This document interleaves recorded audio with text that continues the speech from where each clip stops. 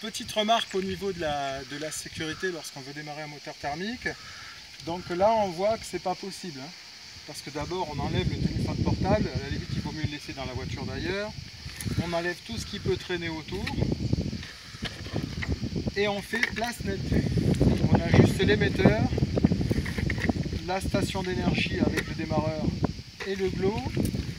Bien sûr, on le fait passer par derrière, c'est beaucoup plus simple pour éviter qu'il s'en mette dans l'hélice. Et si vous avez des personnes qui sont à gauche ou à droite dans le champ de l'hélice, on leur demande de reculer.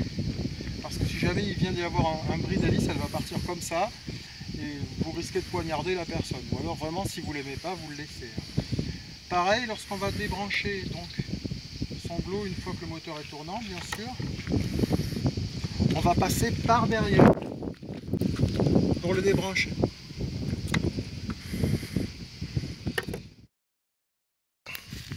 Si vous ne disposez pas d'une table de démarrage sécurisée comme nous avons ici avec Calmato, vous pouvez vous faire aider de quelqu'un pour démarrer et surtout pour maintenir l'avion. Le faites pas seul, c'est trop dangereux si on n'a pas de table de démarrage. Donc par exemple là je vais demander au caméraman de prendre la bonne place, c'est-à-dire lui il va se mettre comme ça, pour tenir l'avion et il ne bouge pas quoi qu'il arrive. Hein. Toujours pareil, je fais attention que le champ soit dégagé. S'il y a des cailloux, on les enlève parce qu'ils peuvent être happés par l'hélice et partir n'importe où. Et ensuite, on fera la procédure classique de démarrage. Là, pour une question de lumière, on s'est mis comme ça, mais on n'est jamais vers les gens. Le nez de l'avion doit toujours être vers la piste, hein, on est bien d'accord.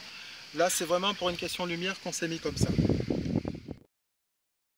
Alors bien sûr, lorsqu'on veut démarrer un moteur thermique, il faut que le champ soit dégagé autour, bien sûr, et ne pas avoir de vêtements amples, ni de veste, ni de manches qui pendouillent, sauf si on a envie d'avoir le signe de Zorro. Moi je l'ai fait une fois, j'ai démarré, c'est passé dedans, ça m'a fait ch'tama, j'avais Zorro sur ma veste. Mais c'est pas très bien, elle était toute neuve en plus, donc toujours des vêtements près du corps.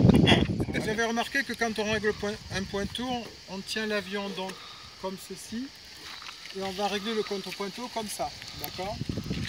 Alors, il se passe une chose quelquefois, c'est qu'il y a quelqu'un qui veut vous aider et qui va prendre le contrôle de la radio. Il faudra bien lui expliquer que s'il veut manipuler les gaz, que jamais il vous coupe les gaz alors que vous êtes en train de régler votre pointeau. Par exemple, il croit que vous avez fini, il coupe les gaz, il va à ce moment-là vous couper les gaz. Vous êtes encore, vous, comme ça. Mais le moteur est en train de tirer l'avion, donc vous êtes en train de tracter. Si jamais il vous coupe les gaz, l'avion va retomber, avec le risque éventuellement de le lâcher ou de passer les doigts dans l'hélice. On n'est pas dans le mauvais sens, on ne sera pas happé, mais ça racle quand même pas mal, ça fait mal. Ça m'est déjà arrivé, quelqu'un qui a voulu me rendre service et bon, je n'ai pas pu piloter après, quoi.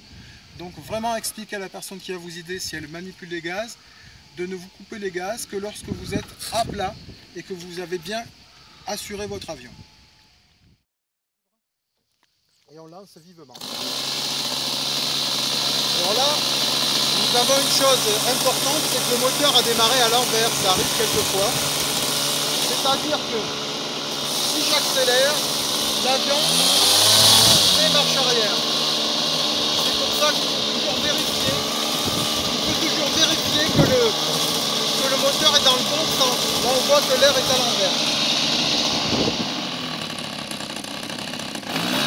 Voilà, le moteur est parti à l'endroit, en freinant l'hélice.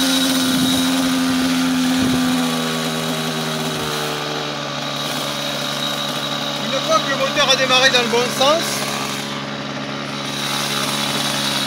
on peut enlever le bouchon de bougie en faisant attention de ne pas mettre les doigts dans l'hélice.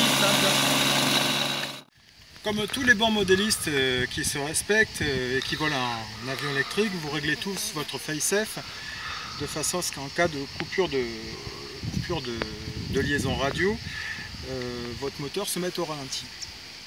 Pour un moteur thermique, c'est la même chose, c'est-à-dire qu'il faut qu'en cas de coupure de liaison radio, le moteur se mette au ralenti.